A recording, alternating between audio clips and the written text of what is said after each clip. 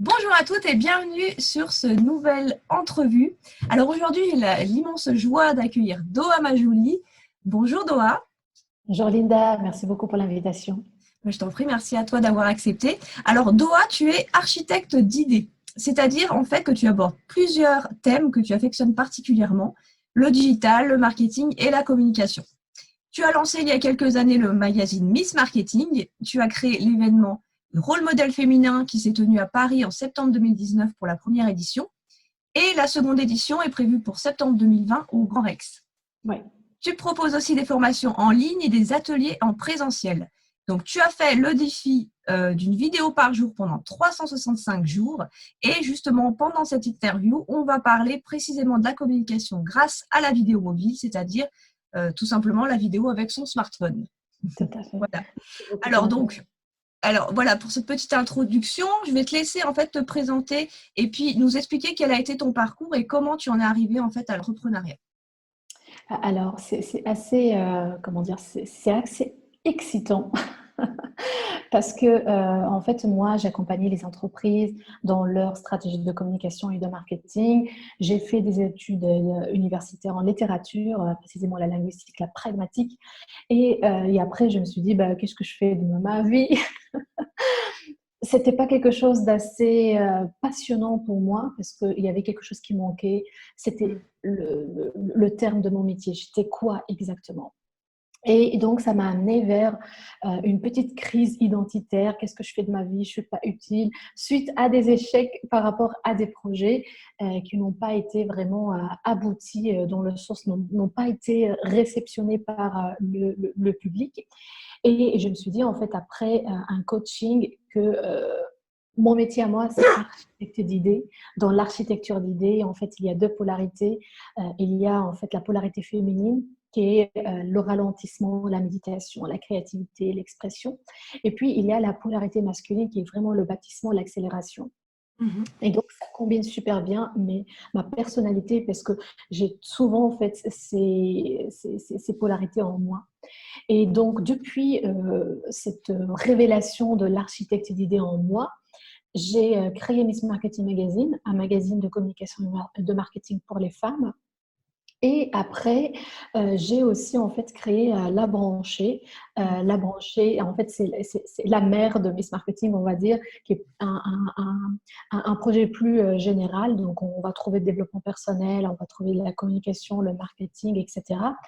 Et après, les rôles modèles féminins. Donc, c'était vraiment une succession, pas à pas. Je n'ai pas programmé à l'avance que je vais faire tout ça ensemble. C'était une évidence, mettre les compétences féminines en lumière, parce que, en fait, je suis partie de zéro à partir pour mon réseau. Et la première difficulté que j'ai rencontrée, c'est la visibilité. Et quand on est en fait une femme talentueuse, passionnée et qu'on n'a pas assez de raison, on n'est pas assez visible, c'est très difficile qu'on accepte pour une interview ou bien pour un portrait, tu vois. Et donc pour moi, c'était un peu le déclencheur de ce slogan, mettre les compétences féminines en lumière à travers la création du magazine et à travers l'événement. Mhm. D'accord. Et donc voilà, tout est construit vraiment pas à pas, mais d'une façon enchaînée et non réfléchie à l'avance. Voilà, non réfléchi à l'avance, c'est pas quelque chose que tu as anticipé finalement. Et du Non. coup, l'entrepreneuriat est venu comme ça, quoi, finalement. Oui, mais je savais bien que depuis petite, hein, je suis une femme qui est très autonome, très aussi indépendante et j'aime bien ma liberté. Donc, c'était une évidence pour moi vraiment d'être entrepreneur. Et dès le premier, après le stage, mon premier stage, c'était vraiment avec une entreprise. Et là, j'ai su que je peux pas, en fait, je peux pas être employée. Mhm. J'ai envie d'être ma patronne pour créer à ma façon, à mon rythme. Ça, c'est pour moi, c'était vraiment Mhm. très important. Mhm. D'accord, super. Alors du coup, voilà, on va parler plus précisément de la vidéo mobile, mais j'ai quand même une question un petit peu générale, dans le sens où pourquoi, en fait, selon toi, la communication par la vidéo est si importante? Alors, je pense que chacune d'entre nous a son moyen de communication qui est spécifique. Et pour moi, c'était pas un choix, c'était pas une option, c'est juste un secours au dernier moment parce que j'ai testé. plusieurs canaux de communication. Et c'est ce que je vous propose vraiment, c'est de tester tout pour voir qu'est-ce qui va révéler encore plus votre personnalité. Donc moi, j'ai testé l'écriture. C'est pas quelque chose qui vient spontanément, c'est pas quelque chose qui me donne beaucoup de plaisir. C'est toujours une souffrance pour écrire. Et d'ailleurs, j'ai créé le magazine et dans le magazine, j'ai essayé vraiment de fluidifier l'écriture, mais voilà. Ça bloque. Voilà, c'est pas pour moi. Voilà. C'est pas pour moi. Et puis, j'ai testé aussi les podcasts. Donc, j'étais même chroniqueuse radio sur RTBF où j'intervenais en live en présentant des projets d'entrepreneurs. Et c'est quelque chose que j'aimais bien aussi, mais c'était pas la passion jusqu'à ce que je me suis dit, voilà, qui va parler de mon projet? C'est ça l'outil de communication. Pourquoi on a besoin d'une communication? On a besoin d'une communication déjà pour transmettre un message, pour exprimer quelque chose, pour informer, pour inspirer. Chacun a un objectif derrière sa communication. Et pour moi, c'était évident de parler de mon projet. Alors, j'ai essayé que d'autres personnes parlent de mon projet et ça n'a pas réussi parce que je ne voulais pas faire de la vidéo. Je craignais les regards des autres, je craignais aussi ma propre image, plein voilà, de petites contraintes comme ça. Et quand on ne communique pas soi-même sur notre projet, ça ne va pas donner cet impact qu'on cherche. Et ça ne va pas être passionnant. On ne va pas être vraiment animé par ça. Et jusqu'à ce que je me suis décidée et je me suis dit, je vais tenter la vidéo.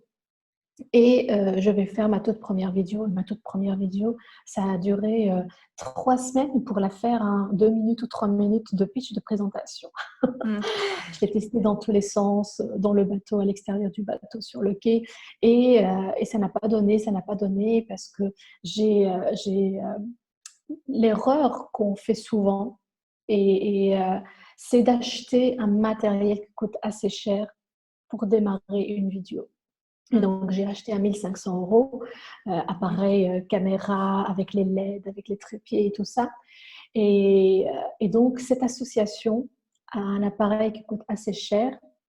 Et donc, cette image est associée aux journalistes, aux personnes professionnelles qui maîtrisent super bien la vidéo et qui sont vraiment des experts ou bien des youtubeurs qui sont 10 ans d'existence. Et donc, ça a créé une sorte de pression. Et ça crée une sorte de pression sur nous parce qu'on doit être à la hauteur, parce qu'on a investi. Et jusqu'à ce que dans les répétitions, je me suis dit, au lieu d'abîmer cet appareil et tout ça, je vais tester avec mon smartphone. Et pour moi, c'était la révélation parce qu'en fait, tout est devenu fluide. J'étais moi-même, j'étais avec l'humour, avec la pétillance, j'étais vraiment moi-même. Et je me suis dit, je vais utiliser mon smartphone pour la première vidéo, après on verra. Et depuis là, depuis 2 ans, je n'utilise que mon smartphone et même avec les entreprises pour filmer des vidéos. Donc, jusqu'à maintenant, je n'ai pas utilisé l'appareil que j'ai acheté à 1 500 €. Voilà. C'est une honte. Mais parce que tout est possible avec mon smartphone et pas besoin d'avoir un appareil. Donc, c'est vraiment assez psychique parce que notre smartphone, c'est un outil assez intime. On a ça sur soi toute la journée, presque, ça devient indispensable pour certaines personnes. Et donc, ça crée une certaine relation d'intimité, c'est quelque chose de familier. Et du coup, en fait, il n'y a pas de stress, il n'y a pas de contraintes. Et donc, on peut parler vraiment, on peut révéler notre naturel à travers le smartphone. D'accord, oui, c'est vrai. C'est une façon de voir les choses que oui, je n'avais pas forcément, pensé. Donc, très, très intéressant. Alors, justement, tu parlais du matériel. Donc là, ma question, donc, tu viens de nous dire que c'est tout à fait possible de faire des vidéos de qualité avec un smartphone. De quoi on a besoin finalement au départ comme matériel pour faire des vidéos avec son smartphone? Au niveau tu vois, on parle souvent au niveau du son, au niveau de l'éclairage. Selon toi, voilà, comment est-ce que tu t'organises par rapport à ça? Alors, moi, je voudrais faire une petite transition par rapport à l'importance de communiquer via la vidéo. Pourquoi d'abord la vidéo? La vidéo parce que ça devient l'outil numéro 1 de communication partout dans le monde entier. Et même les magazines, les journaux maintenant comme Le Figaro, Le Monde ou New York Times utilisent la vidéo. Et ce qu'on appelle en fait le journalisme mobile, ce sont les journalistes qui utilisent mobile, c'est-à-dire le smartphone, pour faire leurs enquêtes ou bien pour communiquer. Donc, les journalistes maintenant adoptent hein, ce concept de vidéo mobile, de vidéo smartphone pour une simple raison, c'est vraiment professionnel et qui est accessible à tout le monde.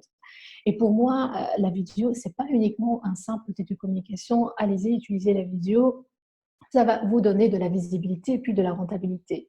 Pour moi, avant tout cela, en fait, la vidéo, c'est une passion parce qu'en fait, ça révèle la personnalité. On travaille sur soi, en fait, Mm. en utilisant la vidéo. La vidéo, c'est vraiment un sacré travail sur soi. On travaille notre communication, on travaille nos mots, on travaille notre posture, on travaille notre réflexion. Il y a beaucoup de choses qui se travaillent avec la vidéo, surtout nos croyances limitantes. Pour le smartphone, pour moi, si vous êtes vraiment faite pour la vidéo, utilisez le smartphone, ça va vraiment changer votre rapport avec votre activité ou bien avec votre projet. Et pour cela, ben, il faut avoir un smartphone d'abord. C'est ça Oui, le c'est sûr. concept. C'est C'est ça le ça le principal. concept. C'est ça. Et puis, avoir un smartphone, bien charger votre smartphone avant de démarrer le tournage de votre vidéo. Il y a aussi le son, le micro. Donc, on peut vraiment utiliser pour les personnes qui n'ont pas assez de moyens pour investir hein, dans l'achat de matériel, on peut utiliser notre casque, on peut Mm. utiliser les écouteurs, on peut aussi acheter des petits micros 25 euros avec une superbe bonne qualité de son. Aussi, on peut utiliser par rapport à l'éclairage. En fait, cet éclairage, comme moi j'utilise Mm. maintenant, c'est très portatif, c'est 10 euros sur Amazon, on pourrait se faire livrer dans 3 jours. Et puis, il y a un petit trépied. Si on n'a pas les trépieds, ça stabilise en fait Mm. la vidéo. Et donc, on a une certaine solidité quand les gens regardent notre vidéo. C'est solide, c'est puissant.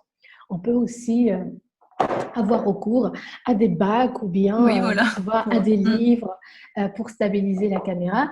Et vers la fin, en fait, le cadrage, donc le fait d'être un tiers, deux tiers aussi, le cadrage, on n'est pas coupé ni au niveau de la hauteur, ni au niveau des côtés. Et donc, ça aide à avoir une très belle qualité de vidéo. Et le plus important dans tout cela, c'est vraiment le contenu. Donc, préparez d'abord votre contenu. L'erreur qu'on rencontre assez souvent, c'est qu'on a envie de lancer vite fait la vidéo. Oui. En fait, Mm. on n'a pas assez parlé. Et donc, quand on tourne devant la caméra et qu'on répète plusieurs fois, qu'on n'est pas vraiment sûr et certain de notre contenu, ça pèse sur nous. Donc, ça nous démotive. Et donc, après, on va se dire, ouais, mais la vidéo, c'est pas pour moi. C'est pas pour vous si vous n'avez pas préparé votre contenu Mm. avant. Ne fût-ce que d'avoir une petite fiche avec 3 structures, 3 points. Et quand on maîtrise super bien notre contenu, en fait, tout devient fluide. Et on enregistre et bon. Mm, mm. Oui, c'est sûr, il y a quand même une petite préparation à avoir avant, forcément. On peut pas. Oui, oui. Autrement, ça devient un live et c'est encore autre Mhm. chose. C'est différent. Oui, tout à fait. Alors justement, tu viens nous dire un tiers, deux tiers pour parler aux personnes qui n'ont jamais fait de vidéo. Bien sûr, quand on filme avec son smartphone, il faut le mettre en position horizontale, pas verticale, C'est hein, c'est ça? En fait, c'est Pas de format choses, paysage. En fait, c'est voilà. vraiment Mm. comme ça, format paysage. Et surtout pas ça. Ça Mm. uniquement, c'est pour les stories sur Voilà, Instagram. C'est pour Instagram. un seul réseau social. Donc, ça Mm. sera vraiment voilà, bête d'utiliser ce format-là. Mm. Pourquoi, en fait, c'est pas conseillé d'utiliser ce format-là? Parce que, par exemple, si je filme une vidéo portrait comme ceci et puis je l'enregistre et j'ai envie de la poster voilà, sur Instagram, ça marche super bien, c'est très beau. Par Mm. contre, si je vais la mettre sur mon site internet, sur YouTube ou sur d'autres réseaux sociaux comme LinkedIn ou bien Facebook, on Mm. va avoir les petits bandeaux Oui. sur les côtés, les petits bandeaux noirs et Mm. ça gâche vraiment la qualité Mm. de la vidéo. C'est pour cela, en fait, ce format-là passe partout, excepté donc pour les stories. Et donc, en fait, ça donne une certaine, ça embellit vraiment la vidéo. Et on a une sorte de espace plus large, donc ça donne envie de regarder la vidéo jusqu'au bout si on respecte vraiment le cadrage, la posture, la Mm. qualité du son, il n'y a pas de bruit, la lumière et tout ça. Donc ça donne vraiment de voir une très Mm. belle vidéo. Mm. Qu'est-ce que tu conseilles au niveau des lieux? Tu vois, de faire attention à ce qu'il n'y ait peut-être pas trop de choses derrière, faire attention à ce qu'on est derrière, ce qu'on a derrière notre Bah, en arrière-plan, tout ça. tant que ça reflète notre personnalité, tu vois, c'est OK. Et tant que Mm. c'est près toujours le même endroit, bah, c'est OK. Il y a, tu vois, les youtubeurs qui ont des bacs des œufs, tu vois, d'œufs derrière eux, Ah oui. parce que ça fait partie, ça fait partie de leur personnalité, parce qu'ils mangent beaucoup d'œufs et tout ça. Donc, il faut que ça reflète votre personnalité. Mm. Je fais un peu partout, la plupart du temps sur mon bateau ou bien au bureau ici. Et donc, si je suis au bureau, bah, les gens vont reconnaître que je suis au bureau dans cette pièce ou bien dans l'autre pièce, parce que j'ai déjà montré en fait l'univers du bureau. Si je suis Mm. sur le bateau, que ce soit à l'intérieur ou à l'extérieur, les gens vont reconnaître ça. Donc, il faut juste habituer les gens à, à découvrir encore plus votre univers et puis Mhm. surtout que ça reflète vraiment votre personnalité. Mhm. Ok, super. Alors, selon toi, quelle est la durée idéale d'une vidéo? Moi, je suis très fan des vidéos courtes. Mm. Les vidéos courtes, 2 minutes, 3 minutes maximum. Sauf quand il s'agit de formation, sauf quand il s'agit par exemple d'explications, de tutos aussi. Là, on Mm. prend le temps pour expliquer, pour montrer. Mais sinon, les vidéos courtes, pour moi, ça fonctionne super bien parce qu'en fait, tout le monde maintenant est absorbé par le contenu. On voit du contenu partout, on voit les articles, on voit les podcasts et tout. Et pour être un tout petit peu distingué, c'est vraiment avoir une vidéo, très belle qualité de vidéo, une très bonne préparation et puis un format très court qui donne envie de regarder. Mm. Oui, parce que c'est vrai qu'en même temps, ouais, je comprends ce que tu veux dire, parce qu'on est tous à rechercher à gagner le plus de temps possible. Et C'est ça. ça m'est déjà arrivé de voir des vidéos, de faire des recherches, tomber sur des vidéos, de voir 15 minutes et de me dire, oh. Ouais, j'ai perdu mon temps. Voilà, Ouais. donc du coup, c'est ouais, ouais, c'est important de faire attention à ça. Alors justement, tout à l'heure, tu disais qu'il fallait une petite préparation. Mhm. En fait, c'est le script finalement. Alors, qu'est-ce qu'un script? On l'appelle comme ça. Et quand s'organiser sur ce point? Toi, tu nous disais tout à l'heure que c'était une fiche avec quelques points. Est-ce que tu peux nous en dire un petit peu Ouais. plus? Alors, il y a deux sortes de catégories hein, dans la création d'une vidéo. Il y a plutôt trois sortes de catégories. Il y a le lifestyle. Le lifestyle, c'est vraiment faire de l'impro. Par exemple, dans une vidéo, on a l'élan et on voudrait vraiment partager, ou dans les lives aussi. Et puis, il y a la deuxième catégorie qui est les scripts. En fait, ce sont les personnes qui contrôlent, on va dire, chaque mot dans leur communication. Ce sont les personnes qui écrivent aussi, qui ont cette capacité d'écrire et la capacité aussi de tourner les deux ensemble. Et puis, il y a la troisième catégorie. Donc, moi, je fais vraiment partie de cette troisième catégorie. C'est le fait d'être expert, en fait, experte dans le domaine et juste d'utiliser une petite fiche avec Hmm. point numéro 1, point numéro 2, point numéro 3, l'intro et la conclusion, juste une petite phrase ou un petit mot. D'accord? Donc, c'est rapide, assez rapide pour moi. Et comme ça, je peux m'entraîner avant, mais ça ne sera jamais par écrit. D'accord? Mhm. Donc, chacun vraiment a son style. Les vidéos scriptées, c'est vraiment pour les personnes qui veulent tout dire, ne rien oublier et qui ont cette capacité d'écrire. Donc, comme j'ai dit, moi, Mhm. j'ai pas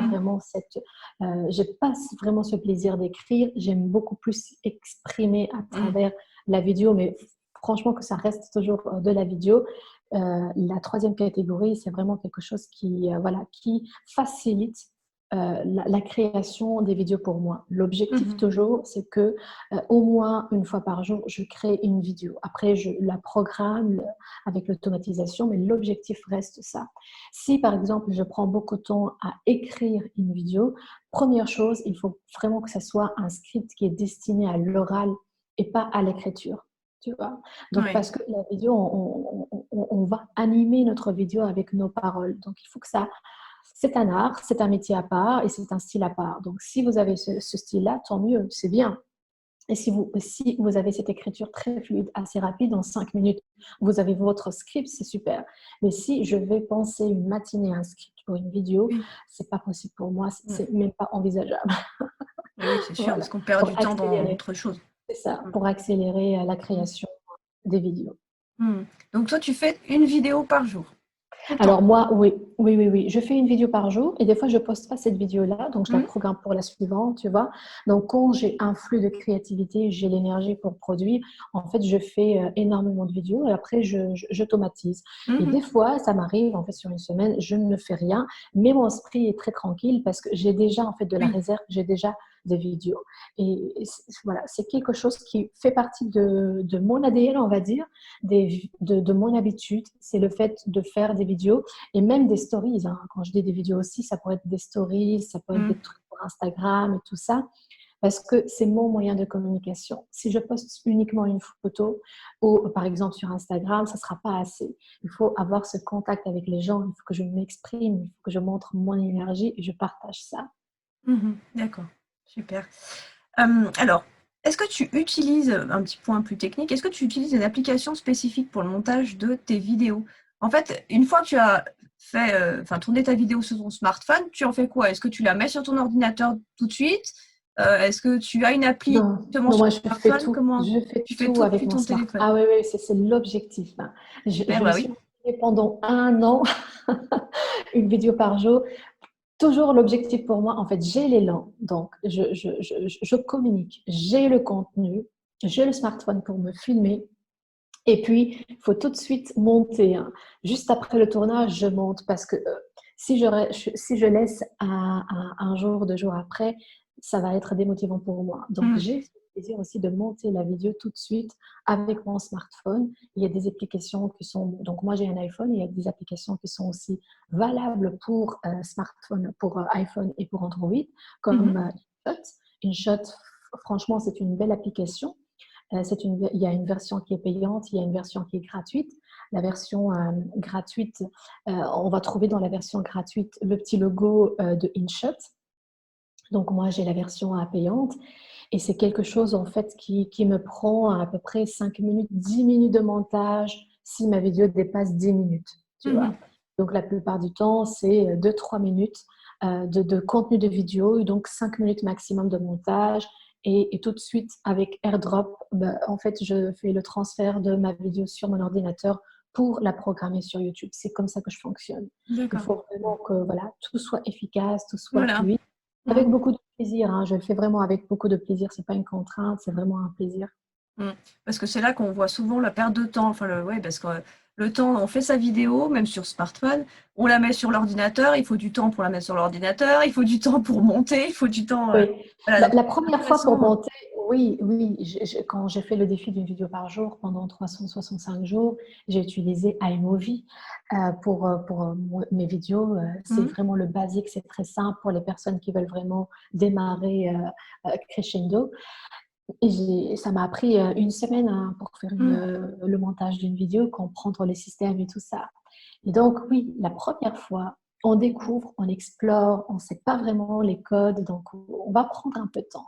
Mais Mmh. une fois que c'est fait, c'est pour ça, moi, je le fais en 5 minutes, parce que 2 ans maintenant, je le fais Oui, bien sûr. uniquement pas Mmh. d'ordinateur, Mmh. Mmh. pas d'ordinateur. Et toutes les vidéos YouTube, en fait, je la poste directement depuis mon smartphone. Mmh. C'est très rare que j'utilise l'ordinateur, c'est vraiment pour créer la bannière YouTube et tout ça, Oui, et pour le référencement et tout. Mais sinon, on fait tout avec mon smartphone. d'accord. Mmh. Mmh, super intéressant. Alors, une fois que ta vidéo est faite, donc justement pour augmenter sa visibilité, sa notoriété, même quand on part de zéro, qu'est-ce que tu conseilles de faire en fait? La publier où? Ouais. Voilà. Ben, il faut d'abord voilà, changer ce rapport avec la vidéo.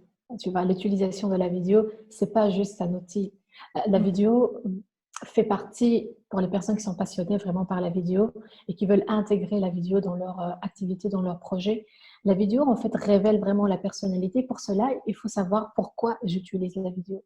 Est-ce que je l'utilise juste pour communiquer, pour partager du contenu, en faisant des interviews, en faisant des tutos sur YouTube, par exemple, ou bien est-ce que je la fais juste en fait parce que je lance une formation, parce que je lance un événement, et donc je vais utiliser la vidéo. Souvent, les gens n'utilisent pas la vidéo pour la communication, juste pour le partage du contenu.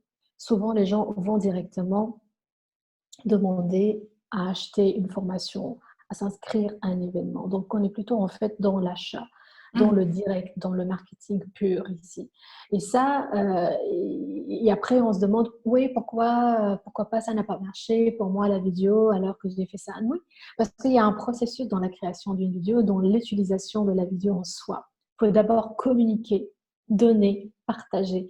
et intégrer votre communauté dans votre vie, montrer des petites choses aussi, là, on ne vend rien du tout, on donne, on partage. Mm. Et donc, habituer votre communauté à cela, ben, une fois que vous avez un produit ou bien une formation en ligne, ben, la communauté a été préparée à cela puisque Mhm. vous, voilà, vous avez vraiment communiqué tout au long de ce processus-là sur le fait, là, aujourd'hui, voilà, c'est les coulisses de tournage de ma formation, parce que je vais créer une formation et tout ça, voilà, je suis très excitée et tout ça, l'éclairage et tout, tu vois. On montre en fait ceci jusqu'à à ce que la formation soit terminée. Et là, quand je communique sur le fait que la formation est en ligne, si vous voulez acheter la formation, voilà, les gens achètent. Tu vois, Ouais, c'est ils sont vraiment préparés, ils ont vu c'est les ça, c'est tout coulisses, un ils ont. processus. C'est pas juste utiliser la vidéo pour ça. Mm. C'est un art. Mm, mm. Oui, c'est ça. Je vois. Je vais voir différemment la vidéo après notre interview. C'est vrai, c'est exactement Super. un art. Ah ouais, tout à fait.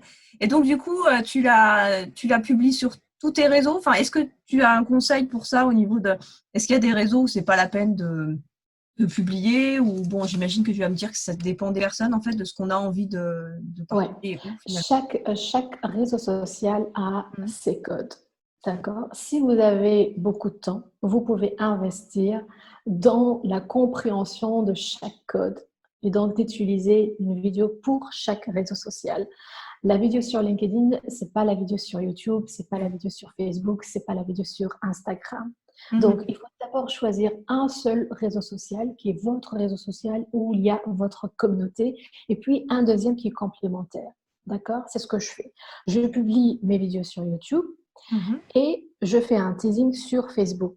Et si j'ai envie de publier sur LinkedIn, je vais changer le format de ma vidéo. Quand je fais mon montage, je le fais format YouTube. Mhm. D'accord? Donc, je fais un autre montage spécial pour le teasing sur Facebook et je fais un autre montage en supprimant par exemple abonnez-vous à ma chaîne YouTube et Oui. tout ça sur Mhm. LinkedIn et en changeant juste le format D'accord. de LinkedIn. D'accord? Mhm. Et ça, c'est en quelques clics. Hein. N'imaginez pas que vous allez rester des heures et des heures. Non. Vous avez déjà la vidéo qui est montée. Mhm. C'est juste que quand vous allez l'enregistrer, vous allez changer le format. Mhm. Et je poste ça, par exemple, sur LinkedIn. Donc, voilà. Donc, j'essaye d'inclure petit à petit LinkedIn comme un troisième réseau social, mais je garde mon focus sur YouTube, la branche officielle, sur Facebook, mon compte personnel, un teasing et sur LinkedIn. D'accord, ok. Mm. Et justement, une question qui me vient là, quand tu dis tu mets un teasing sur Facebook, est-ce que tu crois que c'est mieux de faire comme ça? Donc, tu mets pas ton lien directement YouTube en fait. C'est partagé. Hein. Il y a des personnes qui disent Oui. partager depuis YouTube, Facebook ne le va pas aimer, Mm. l'algorithme et tout ça. Donc, Mm. en fait, moi, je varie. Hein. Je Mm. varie. Mais j'aime bien, en fait, que les gens voient la vidéo, tu vois, pas le Oui, lien. c'est Ça, vrai c'est que vraiment ça, une ça préférence donne pour envie, moi. ouais, ça donne C'est envie ça, aussi. tu vois. Mm. Donc, Oui, il y tout a à fait. plus d'impact. Il y a une Mm. vidéo même sans son, rien du tout. On me voit Mm. parler, bouger. Et ça fait un effet. Après, Mm. voilà, si je n'ai pas le temps pour faire le montage, je peux mettre le lien à YouTube directement sur Facebook. Ça dépend. Mhm. Ensuite, un conseil que tu as envie de donner aux femmes entrepreneurs qui ont du mal à se lancer en vidéo, qui aimeraient en fait, hein, qui sont attirées par ce format de vidéo, mais qui, parce qu'elles sont introverties et parce qu'elles se sentent mal à l'aise par rapport à la vidéo, elles ne se lancent pas. Qu'est-ce que tu leur dirais qu'est-ce que tu leur Bah, donnes je dis comme conseil? d'abord, c'est une bonne nouvelle de penser à la vidéo, même si on est introverti. Moi, je suis introvertie, je suis une personne très discrète, très silencieuse, mais j'ai aussi ce côté extraverti. La chose, peut-être plus qu'une chose, en fait, c'est une astuce que moi, je pourrais vous donner, que moi, j'ai appliqué moi-même, c'est d'abord tester avec un groupe Facebook fermé, où il Mhm. y a vous, des copines à vous, des personnes qui sont vraiment bienveillantes pour vous donner un feedback constructif. Une fois que c'est fait, vous allez en fait plus maîtriser la vidéo parce qu'en fait, ce qui nous fait peur, il y a deux choses. Déjà, les croyances limitantes, le regard des autres et tout ça. Et ça, franchement, moi, je m'en fiche parce que j'ai envie d'avancer dans mon projet. Si je vais penser aux gens, je ne vais pas avancer. Oui. Moi, Mhm. ça, c'est no way. Je refuse ça. Donc, deuxième chose, c'est la technique. On sait pas faire une vidéo techniquement parlant, on ne sait pas. Et donc, on reste un tout petit peu perdu, mais Mhm. ayant cette croyance qu'on ne peut pas réussir une vidéo parce que techniquement, on ne le sait pas. Bah, heureusement qu'il y a des tutos qui nous montrent comment faire des vidéos professionnelles avec des smartphones et tout ça. Pour ça, le groupe Facebook est là pour que vous puissiez vraiment tester s'il y a un live Facebook, comment le faire, comment cadrer, le son est Mm. bon ou pas. Si c'est une vidéo enregistrée dans ce groupe Facebook-là, vous allez vraiment prendre beaucoup de plaisir. C'est comme un laboratoire pour tester. Ça, Mm. c'est l'entraînement que tout le monde, en fait, les acteurs, les comédiens, les journalistes, toute personne qui est professionnelle dans son domaine est passée par la répétition, passée par l'entraînement. Il n'y a pas Bien sûr. d'autre chose magique, c'est vraiment l'entraînement dans un groupe Facebook. Et les personnes qui sont dans ce groupe Facebook, 2 ou 3 personnes, Mhm. sont là pour vous donner des pistes concrètes pour vous améliorer. Pas des personnes qui vont dire bah non, laisse tomber, pourquoi tu as dit ça. Non, des personnes qui vont vraiment vous tirer vers le haut avec un feedback positif. Mhm. Ok, oui, super conseil. Mhm. Explique-nous ce que tu proposes aux personnes qui font appel à toi, du coup, maintenant. J'ai dit un petit peu tout à l'heure des formations en ligne, aussi Oui, des ateliers en présentiel. Parle-nous un petit peu aussi de ton événement là, qui arrive bientôt. oui. Ben, en fait, il y a plusieurs projets. Donc, il y a les rôles modèles féminins, Mm. qui est un talk, une journée de conférence donnée par des femmes pour des femmes. À peu près, on attend 850 personnes au Grand Rex. Donc, on a démarré la première édition avec 220 personnes, Ah oui. 15 intervenantes. Et au Grand Rex, 850 personnes, 15 intervenantes. Ce sont toutes des femmes qui sont lumineuses, qui sont passionnées, qui sont talentueuses dans différents domaines d'activité. L'ADN des rôles modèles féminins, c'est d'avoir 30 personnes, 30% en fait des personnes qui sont connues, qui sont déjà à l'aise devant le public, qui ont une certaine expérience par rapport à la Mhm. prise de parole en public. Il Oui. y a aussi 40% des femmes où c'est leur première fois. Et ça, c'est vraiment l'ADN des rôles Mm. modèles féminins. C'est pas uniquement faire appel à des personnes qui sont connues, mais des femmes qui ont ce talent et cette passion. Et moi, je suis je vois vraiment les talents des gens, tu vois. Même elles ne sont pas encore des stars, on va dire. Mm. Et donc, voilà, 40%. Et dans différents domaines d'activité, le but, c'est quoi? D'abord, mettre les compétences féminines en lumière et Mhm. puis s'inspirer, s'informer, donner des informations, des petites formations aussi, pour inspirer les autres femmes à dire, mais moi aussi, je peux le faire. Et Mm. moi, je le fais. Je le fais maintenant et concrètement parce qu'il y a des pistes concrètes, il y a des choses qui sont concrètes pour avancer dans son projet, que ce soit un projet personnel ou bien un projet professionnel. Et puis, il y a les formations en ligne. Donc, j'ai commencé par les workshops présentiels, soit en Belgique ou bien à Paris, tout autour de la vidéo, de la création d'événements, des réseaux de visibilité. En fait, tout ce que je réussis maintenant, tu vois, Mhm. avec l'expérience aussi. Et donc, j'ai créé un catalogue de formations en ligne avec voilà, différentes formations, comme par exemple comment devenir pro, de filmer et tourner et monter comme une pro via son smartphone et comment créer des événements, etc. Donc voilà, ce sont des formations pour vraiment aider surtout les femmes Mhm. à construire bien en fait leur identité de marque et puis à être visible à travers le digital, à travers la vidéo. Super. Mais de toute façon, je mettrai évidemment tous tes liens Merci. dans la description de la vidéo et vous pourrez donc tout aller voir ce que Doha propose. Alors maintenant, on va parler, bon, on a parlé de toi, mais on va un petit peu aller plus en profondeur. Professionnellement, donc, est-ce qui t'arrive de douter? Bon, j'ai certainement la réponse, mais, mais comment Oui. ça se manifeste et que fais-tu alors pour dépasser ça? Je dis j'ai la réponse parce que tout le monde, tout- Oui, et bah, toutes les femmes entrepreneurs que j'interviewe forcément me disent oui, bien sûr qu'on a toujours des moments. oui, oui, évidemment, hein, le doute, ça fait partie de l'être humain. C'est ce qui nous fait aussi avancer. Oui, douter, oui, surtout en fait, au début de mon parcours, bah, le fait que je ne trouvais pas vraiment un métier qui me convenait vraiment bien avec l'architecture. Et là, j'ai douté de moi, j'ai douté de mes capacités, mes talents, ma passion. Euh, et en fait, c'est bien d'avoir des doutes en fait, parce que les doutes, ça pourrait donner des opportunités, ça pourrait aussi nous faire avancer d'une manière positive, hein. Il Mhm. faut douter, mais aussi il faut être accompagné dans ce doute-là. Faut pas que ce soit un doute qui est dévastateur, Oui. qui, voilà, qui ravage de l'intérieur, mais un doute qui est au service de quelque chose que vous allez créer. C'est comme une petite crise de transformation. Donc oui, ça m'arrive de douter et de dépasser ça. Mhm. Ok. Et comment tu fais pour préserver l'équilibre entre ta vie professionnelle et ta vie personnelle? Je prends soin de moi. Donc tu le vois cet équilibre.